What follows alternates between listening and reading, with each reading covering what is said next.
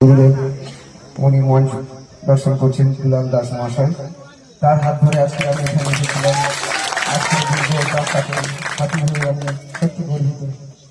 তবে একটা কথা বলতে পারি, যে কথাটা আমি এই ক্যানিং পূর্বের ভূমিপুত্র, আমরা প্রত্যেকে যারা এখানে এসেছি সবাই আমরা বেশিরভাগ এই ক্যানিং পূর্বের ভূমিপুত্র এসেছি।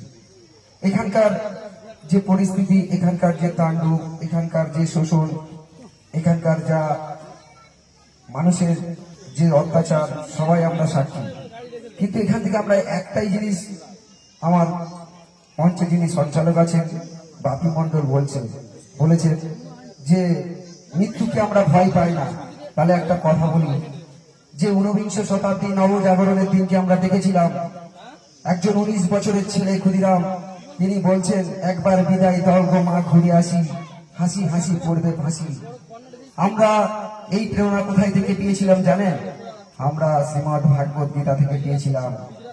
আমার আত্মা অজর অমর, অস্ত্র ছেদন করতে পারে না, জল আগ্রহ করতে পারে না, অগ্নি দগ্ধ করতে পারে না।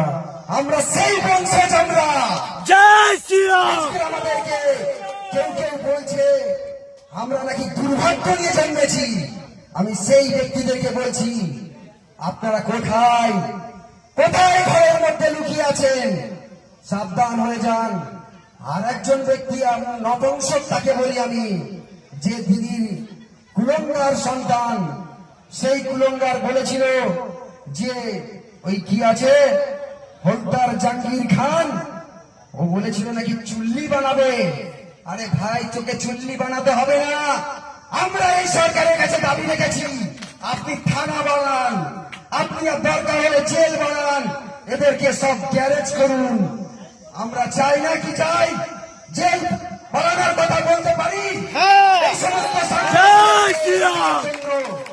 আমার এখানে যত যুব সমাজ আছে, তারা প্রত্যেকে এক একটা বজরঙ্গী, তাদের জবাব দেবে। এবং এই সনাতনীরা তোমাদের চোখে চোখ রেখে জবাব দেবে। চিন্তার কোনো কারণ নেই।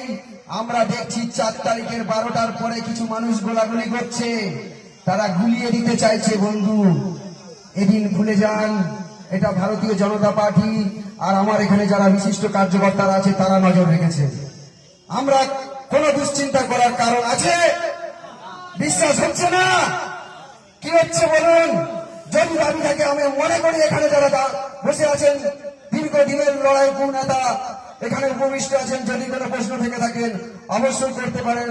আমাদের যিনি লড়াকু বিধানসভার বাসন্তী বিধানসভার যিনি প্রার্থী আছেন, ওনাদের কাছে আমার এটা দাবি রইল। জয় শ্রীরাম, ভারত মাতা কি জয়। ওম পার্বতী পতে হর হর মহাদেব। ধন্যবাদ।